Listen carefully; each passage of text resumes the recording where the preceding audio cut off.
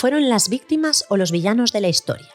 Las etiquetas se quedan cortas para definir la relación de Carlos de Inglaterra y Camilla Parker Bowles.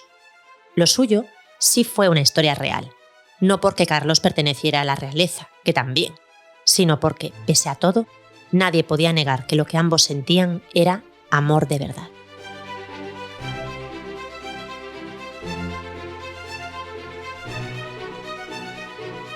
La boda se celebró en Windsor el 9 de abril de 2005. No fue un enlace más de la Casa Real Británica, sino la culminación de un romance de 3 décadas que conllevó infidelidades. El príncipe Carlos admite que fue infiel a Diana de Gales.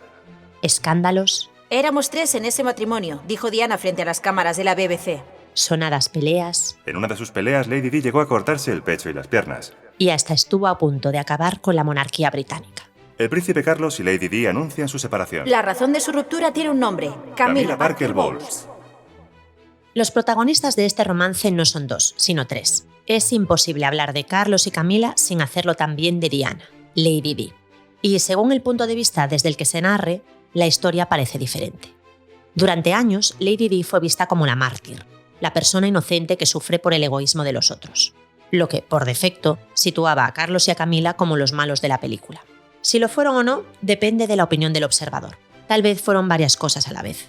Pero lo que no se puede negar es lo asombroso que resulta que una relación como la suya, prohibida, secreta, por la que fueron odiados y humillados públicamente, haya acabado teniendo un final feliz a ojos de los británicos y del mundo entero.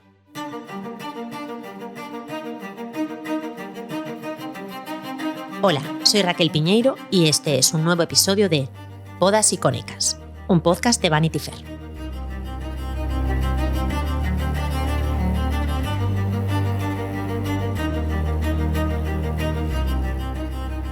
Carlos y Camilla.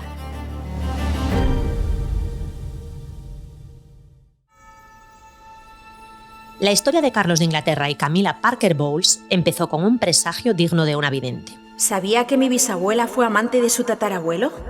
Según la leyenda, esto fue lo que le dijo la joven de 23 años, en aquel momento llamada Camilla Shand, al príncipe de Gales, de solo 22.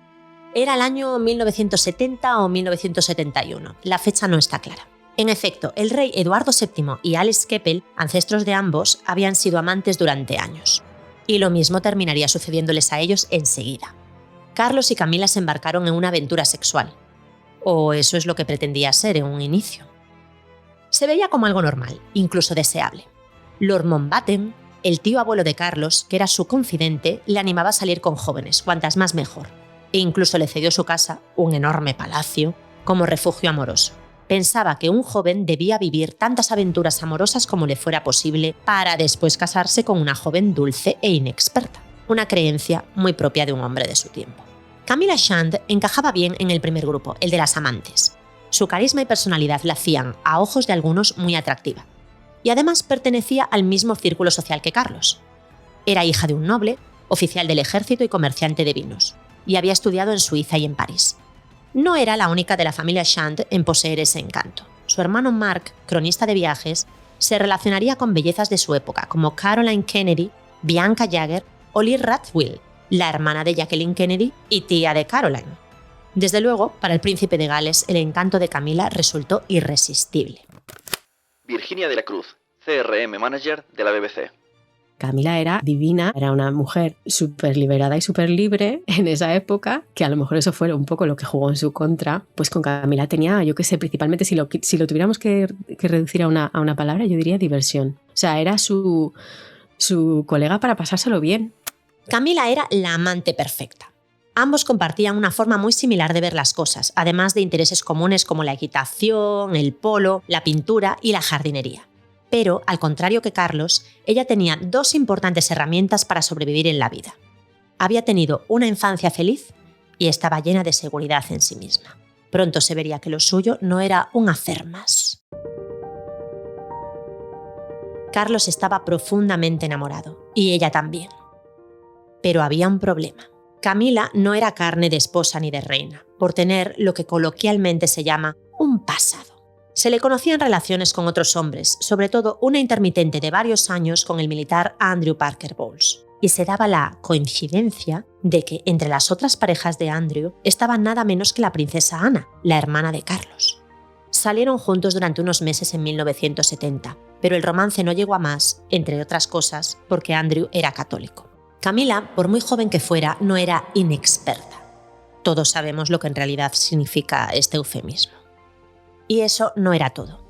De hecho, existía ya en la familia real un precedente del amor triunfando sobre el deber, y Carlos sabía muy bien cómo había terminado aquello. Cuando su tío David, el rey Eduardo VIII, se empeñó en casarse con Wallis Simpson, una americana 2 veces divorciada, tuvo que abdicar. Trajo la deshonra y llevó una vida, para muchos, sin rumbo, sin sentido, frívola. Eso sí, junto a la mujer que amaba. Este episodio llevaba décadas pesando de forma siniestra en los Windsor. Así que Carlos decidió alejarse de Camila. Veníamos del escenario de lo que había pasado con su tía, con la princesa Margarita. Veníamos de lo que había pasado, sobre todo la gran preocupación de la familia era lo que había pasado con su tío abuelo y con Wallis Simpson. Entonces había bastante hipersensibilidad a la familia con que no hubiera otro escándalo más. Entonces Camila no encajaba en lo que querían para Carlos. Querían una princesa perfecta, virgen, el cuento de hadas, etcétera, porque se habían montado todos una película extrema. Dickie, o sea, Lord Mountbatten, sobre todo tuvo mucha mano la reina madre, es decir, la madre Isabel II en esto, porque ella quería que todo saliera bien y que no hubiera más terremotos emocionales, sentimentales y sensacionalistas en la familia. Entonces, de alguna manera le obligaron a dejarla. En enero del 73, Carlos se embarcó con la Royal Navy para pasar 8 meses en el Caribe. Camila Shand no le esperó llorosa. En julio de ese mismo año se casó con su ex, Andrew Parker Bowles. Cuando Carlos se enteró del compromiso quedó destrozado y le escribió a su tío abuelo Lord Mountbatten para confesarle. Teníamos una relación tan agradable y bonita. Yo pensaba que duraría para siempre. Lo que Carlos no sabía entonces es que, en efecto, así sería. Pero vayamos paso por paso. Durante los siguientes años, Carlos se dedicó a flirtear con las que venían a ser las jóvenes casaderas del reino, en busca de la candidata perfecta.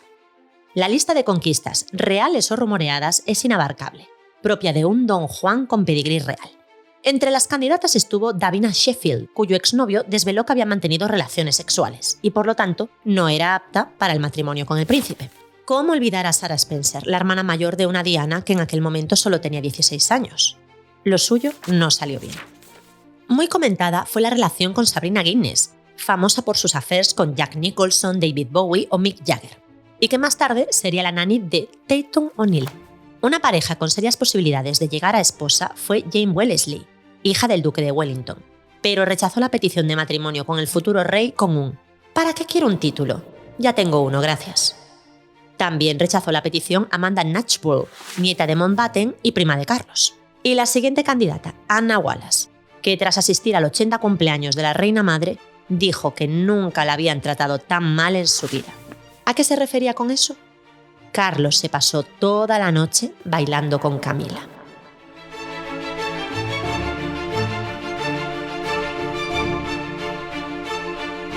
En efecto, Camila seguía ahí.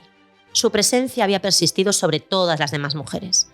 Pasaría a la historia una fotografía de ambos absolutamente icónica, tomada en 1975 frente a un árbol durante un partido de polo. La mirada que se dirigen es de adoración mutua, pasión y reverencia. En teoría, en aquel momento no mantenían ningún romance, solo una buena amistad. Pero si existe un testimonio gráfico de que donde hubo fuego siempre quedan rescoldos, es este.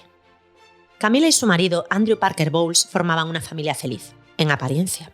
Carlos los visitaba a menudo en su mansión campestre, y el marido no parecía tener ningún problema con ello. Tan buena parecía ser su relación que en 1974, al nacer su primer hijo, Tom, le pidieron a Carlos que fuese su padrino, y él aceptó. No era el único Windsor en tener una óptima relación con su ex. Cuando la princesa Ana bautizó a su hija, Zara Phillips, el padrino elegido fue ni más ni menos que su ex, Andrew Parker Bowles. A todo esto, los días de loca juventud de Carlos estaban llegando a su fin. Le tocaba pensar ya en el matrimonio. Él mismo había dicho en una entrevista en 1975, enamorarse locamente de alguien no es necesariamente el punto de partida para casarse. El matrimonio es un asunto mucho más importante.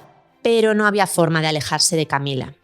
Cuando su adorado tío abuelo, Lord Mountbatten, fue asesinado en un atentado terrorista en Irlanda en 1979, ¿en quién se refugió Carlos? En Camilla, por supuesto. Ese mismo año, Andrew Parker Bowles dejó de disimular y comenzó a ser visto en Londres en compañía de otras mujeres. Camilla, por mucha intimidad que tuviese con Carlos, nunca le había sido infiel a su marido, pero desde entonces fue otro cantar. Aunque también pasó algo que favoreció la situación, claro.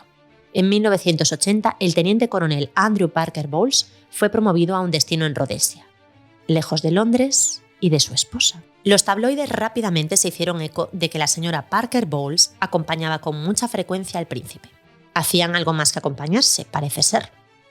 Según recoge el periodista y escritor Christopher Wilson, en una fiesta privada en el club de polo de Cirencester, la pareja se dedicó a bailar y a besarse apasionadamente durante toda la noche. Su fuente, Jane Ward, una exnovia de Carlos, que aseguró que Andrew, allí presente, se limitó a comentar con una sonrisa: Su Alteza Real le tiene mucho cariño a mi esposa, y parece que ella le tiene mucho cariño a él. El tiempo pasaba y cada vez se volvía más urgente que Carlos encontrara esposa, y desde luego no podía ser Camilla. Aquí es cuando entra en juego Diana Spencer, la que pronto conoceríamos como Lady Di, una joven de 19 años que era hermana de su antiguo ligue, Sarah Spencer. Carles Navarro, periodista. Diana fue una apuesta de la reina madre y del príncipe Felipe. La casa Windsor tenía que encontrar a la candidata perfecta para que acompañase primero al príncipe de Gales y heredero al trono, y después que fuese la reina consorte de Inglaterra. Carlos quería que fuese Camilla, pero Camilla no reunía una serie de requisitos indispensables para ser, como digo, la candidata ideal, y Diana de Gales los cumplía todos. La familia estaba muy bien relacionada, bueno, era una familia aristocrática, muy bien relacionada con los Windsor, era una chica muy joven, por lo tanto no tenía pasado. Se suponía que además pues, no había tenido pareja hasta ese momento, tenía una imagen dulce, angelical, una imagen perfecta que podría encarnar la imagen perfecta que deseaban los Windsor. Fue Camilla la que le dio el visto bueno a Diana y animó a Carlos a casarse con ella. Así de estrecha y disfuncional era la relación entre los dos. De ser cierto, parecía haber elegido bien. Diana Spencer era perfecta para el papel que le había sido designado. Joven, meliflua, virgen y de buen acomodo. Pero había algo más, algo importantísimo. Todo el mundo concuerda en que la joven estaba enamorada de Carlos, incluso antes de conocerle. También de la idea de ser, algún día, la reina.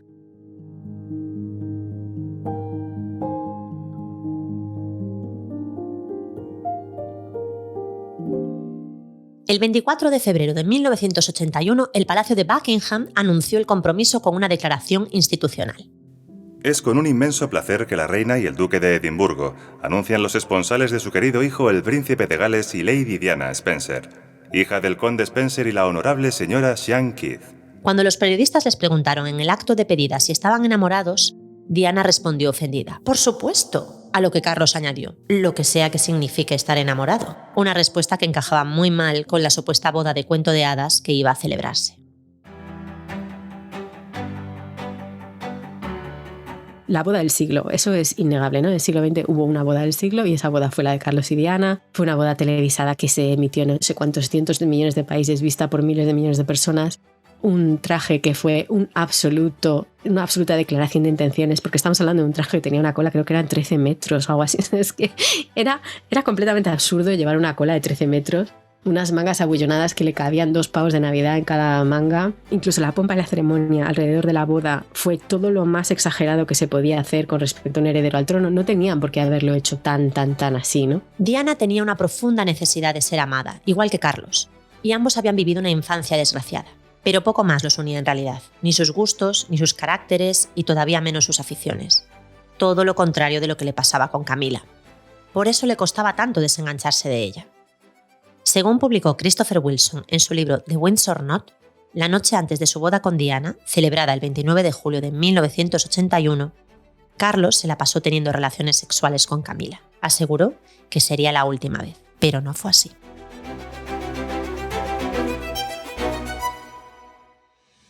La biografía oficial de Carlos cuenta que en el 86 Camila y él volvieron a ser amantes.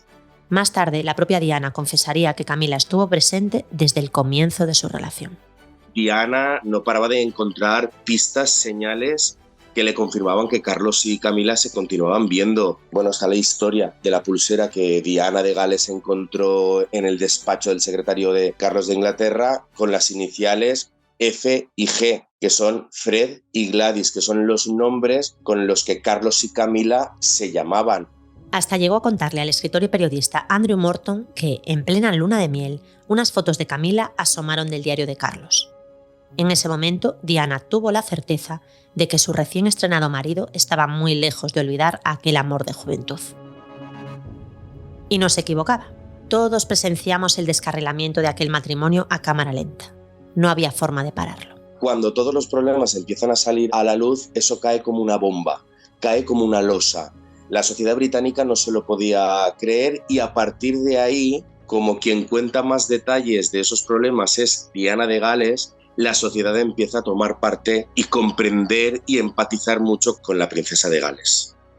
La desintegración del matrimonio de Carlos y Diana fue un juego muy claro de quién es el bueno, quién es el malo. En ese momento estaba el tema de la prensa, que yo creo que realmente en ese matrimonio eran 4, porque la prensa tenía casi más poder ahí, la toma de decisiones, que ellos mismos, ¿no? La prensa estaba constantemente tejiendo historias alrededor de lo que estaba pasando, exagerando cosas y llevándolas al límite. La prensa comenzó a ver que había un filón maravilloso en vender a Diana como una santa, literalmente, bajada del cielo.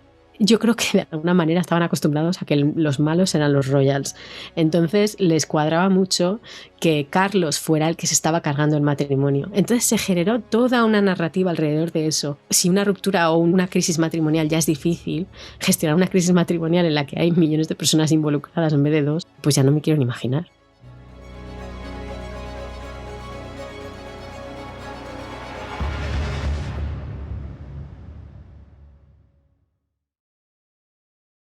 La desintegración del matrimonio de Carlos y Diana se ha contado en documentales, películas y series de televisión.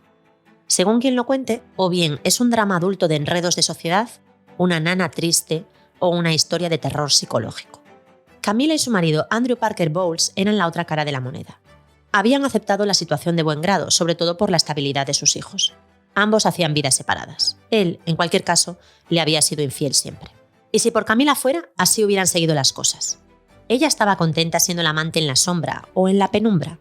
No tenía ambición de corona ni de figurar. Camila ha estado siempre, y lo está, muy enamorada de Carlos de Inglaterra y lo único que quería era tener una relación normal dentro de la normalidad, ¿no? Que sería salir con el príncipe de Gales y con el futuro rey de Inglaterra, pero quería tener una relación normal con Carlos de Inglaterra. Lo demás le daba absolutamente igual. Por eso yo creo que Camila, su única ambición era estar junto a Carlos de Inglaterra, ser su pareja, nada más.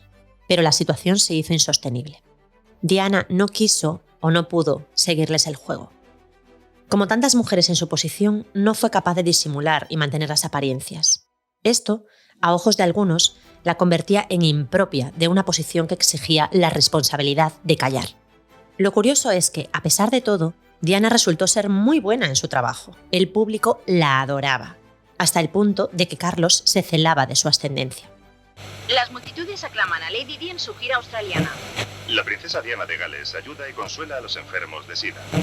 La princesa Diana emocionó durante su visita en Calcuta a los enfermos de la Madre Teresa.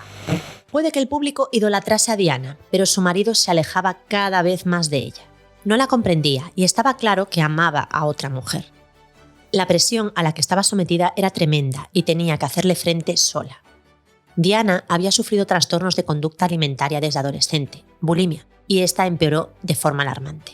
No fue lo único que sucedió. Diana de Gales sufrió bulimia por el estrés que le suponía formar parte de la familia real británica, cumplir con lo que se esperaba de ella y después formar parte de un teatro como era el de su matrimonio.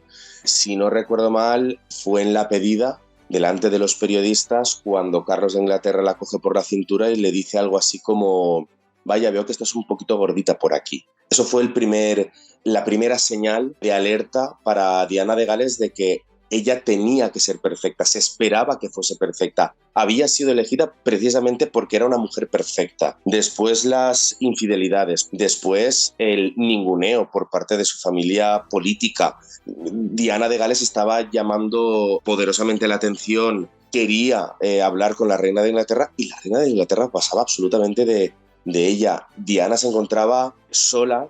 Yo creo que Diana quería huir desde el primer momento, pero el problema estaban sus hijos, que si ella se iba, si ella se marchaba, si ella desaparecía, sus hijos se quedaban obviamente con la familia real británica. Entonces, todo ese cúmulo de circunstancias hace que Diana de Gales sufra bulimia y además intente suicidarse en varias ocasiones. Pronto quedó patente el desencuentro de la pareja oficial. Ella reconocería después que comenzó a tener sus propias aventuras extramatrimoniales. La primera y más conocida fue la que tuvo con el capitán James Hewitt, pero cuando trascendió la infidelidad de Carlos, el mundo se puso del lado de Diana. La certeza de que el príncipe de Gales tuviese una amante podía resultar indignante para buena parte de la población, pero a algunos todavía les indignaba más que la princesa no hiciese de tripas corazón y continuase con su vida como si nada. Al parecer, ella tenía que reprimir sus sentimientos, no así su marido. Del mismo modo que Diana reconociese sus problemas de salud mental la volvía una inspiración para muchos, y para otros, una persona poco fiable, frágil, una loca. Se multiplicó la admiración hacia Diana, pero también el odio. Fue una situación muy compleja y totalmente expuesta, pública. El acoso de la prensa se volvió incesante, constante. Los perseguían a todas horas, y llegó a su punto álgido en el 92, que, según la propia reina Isabel, fue el annus horribilis de la monarquía británica. Ese año, un incendio devastó parte del castillo de Windsor. Pero también había un incendio metafórico. En junio del 92 se publicó el libro Diana, su verdadera historia, escrito por Andrew Morton. La propia Lady Di le había narrado su vida, aunque en el libro nunca aparecía como fuente directa. Se trataba de una maniobra estratégica y muy hábil de la propia Diana, que sabía que, de contar ella misma la versión de los hechos, la haría caer en desgracia y perder incluso el acceso a sus hijos. En el libro exponía temas controvertidos como su desgraciada infancia, la bulimia, la luz de gas que le había hecho su marido asegurando que sus celos eran infundados. Para la sociedad británica, mundial, no solo la británica, para la sociedad mundial, la mala siempre ha sido Camila. Quien se ha portado mal en este aspecto ha sido siempre Carlos de Inglaterra. Y gracias a estas declaraciones y gracias a este libro, Diana pasa a ser la buena de la película y a día de hoy, Diana sigue siendo la buena de la película. En el libro de Andrew Morton, el príncipe Carlos quedaba retratado como cruel y egoísta y Camila como insensible y malvada. Diana la llamaba la Rottweiler. Muchos no entendían que prefiriese a aquella mujer mal peinada y de aspecto poco atractivo antes que a su rutilante y joven esposa. En efecto, eran los malos de la película. Pocos meses después, para deteriorar aún más la imagen de ambos, se hizo pública la grabación de una conversación muy íntima ocurrida en el 89 entre Carlos y Camila. En la cinta se les escuchaba echarse de menos con desesperación. En un momento, la conversación tomaba un cariz sexual cuando Carlos le aseguraba a Camila que la necesitaba varias veces a la semana. Entonces bromeaban con que él se convirtiese en un par de bragas o un Tampax para estar siempre cerca de ella. Fue la parte más escandalosa y reproducida de su charla, dando pie a innumerables comentarios y bromas de todo tipo. No se hizo tanto caso al resto de la grabación, en el que la pareja planeaba su siguiente encuentro, cotillaban sobre sus amigos y se daban ánimos mutuamente. A la hora de despedirse y colgar el teléfono, Carlos y Camila se decían 18 veces «te quiero» y 26 veces «adiós» y «buenas noches».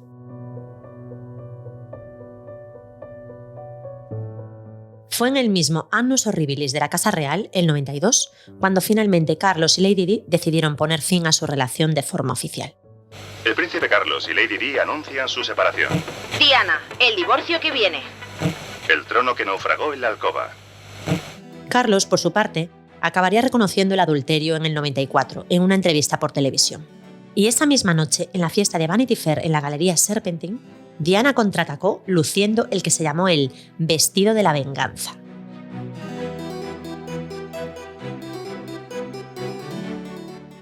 Era un modelo de la diseñadora Christina Stambolian, escotado, corto y ceñido, totalmente inapropiado para su anterior posición. Ya no tenía por qué guardar las formas de princesa. El vestido gritaba «Estoy aquí y nunca más voy a ser la segundona».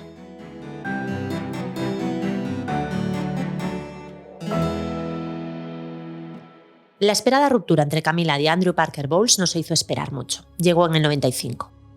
Y no es casual que en noviembre de ese mismo año Diana diese su propia entrevista rompeaudiencias, donde certificó que en su matrimonio eran 3, y todos sabemos que 3 son multitud.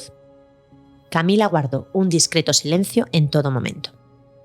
Camilla optó por un segundo plano, por un perfil súper bajo, por muchísima discreción. Nunca ha hablado, nunca se ha metido. Tampoco lo tenía fácil, quiero decir, si la prensa entera te está vendiendo como una bruja auténtica y toda la nación piensa de ti que eres una bruja y una rompefamilias, etcétera, etcétera, es que tampoco puedes hacer nada más que esperar y dejar que el tiempo ponga las cosas en su sitio, que es lo que ha pasado y es lo que ella ha hecho. Entonces ha sido muy lista al final, pero tampoco le queda otra alternativa. Es que imagínate que Camilla hubiera dado una entrevista alternativa a la BBC y hubiera dicho, pues sí que pasa, estoy con Carlos. Es que se hubiera cargado la monarquía británica, ahí sí que sí.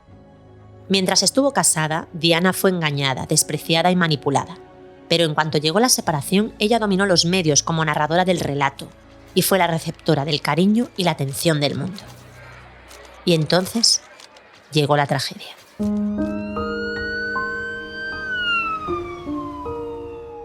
El 31 de agosto del 97, Diana muere en un accidente de coche en París.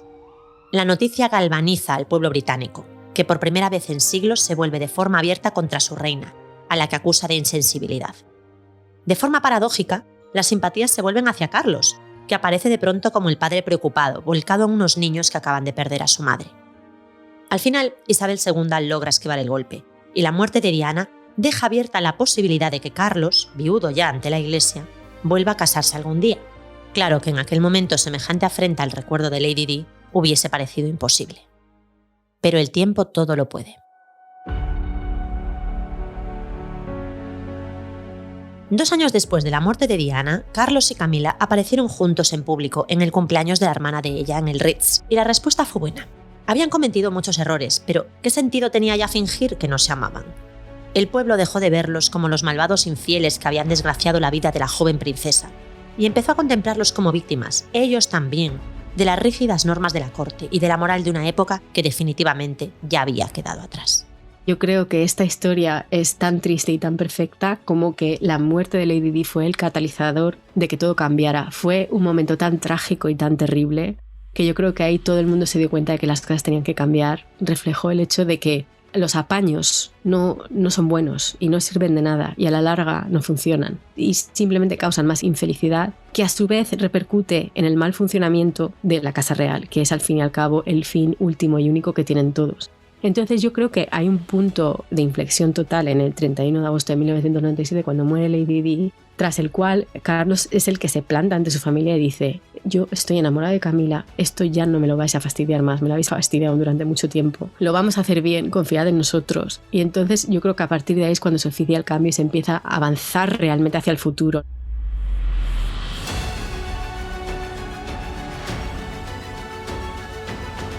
Camilla y Carlos eran sin género de dudas una pareja.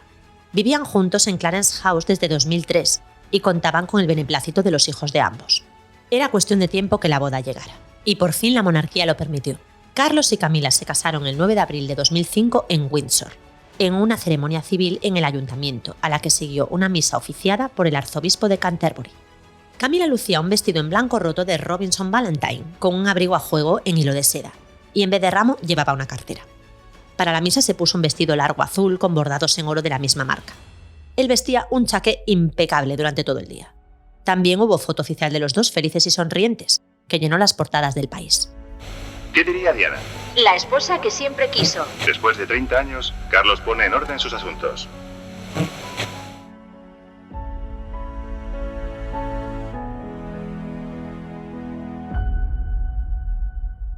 Los hijos de ambos también estuvieron presentes en la boda. Todo parecía estar en orden, todo regio, agradable, formal, como debía ser, pero en realidad estaba produciéndose un milagro. El matrimonio de Carlos y Camilla era la prueba de que, hasta lo más improbable, a veces es posible. La reina Isabel II, que en su día había sido contraria a la presencia de Camilla, pronunció en la boda: «Mi hijo ha llegado a buen puerto con la mujer que ama». Era todo un éxito. Carlos había triunfado allí donde su tío David fracasó. Se casaba por amor sin tener que renunciar a nada, como lo habían hecho su propia madre o su ilustre antepasada, la reina Victoria.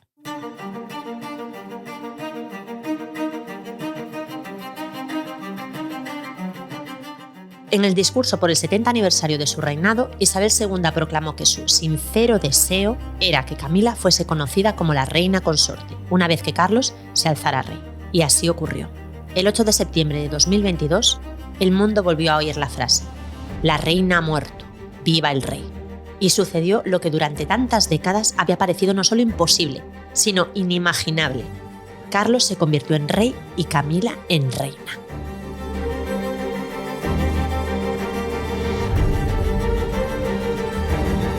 Los villanos de la historia fueron redimidos, dejando claro que las circunstancias y el mundo habían cambiado mucho desde que se enamoraron en los 70. Atrás quedaba la percepción con la que cargaron durante años, como sufrientes y egoístas protagonistas de un amor desgraciado. Ahora son vistos de otra forma, como un ejemplo de estabilidad y lealtad, cuando todo a su alrededor parece derrumbarse.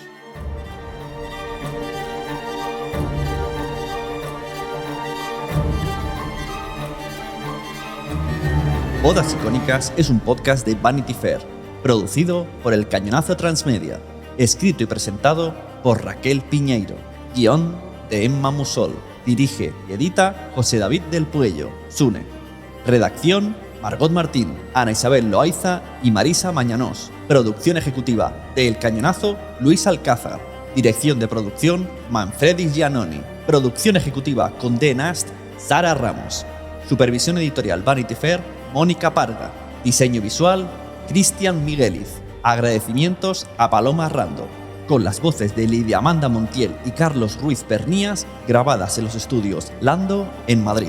En este episodio han participado Virginia de la Cruz y Carlas Navarro. Muchas gracias por escuchar Bodas Icónicas, un podcast de Vanity Fair.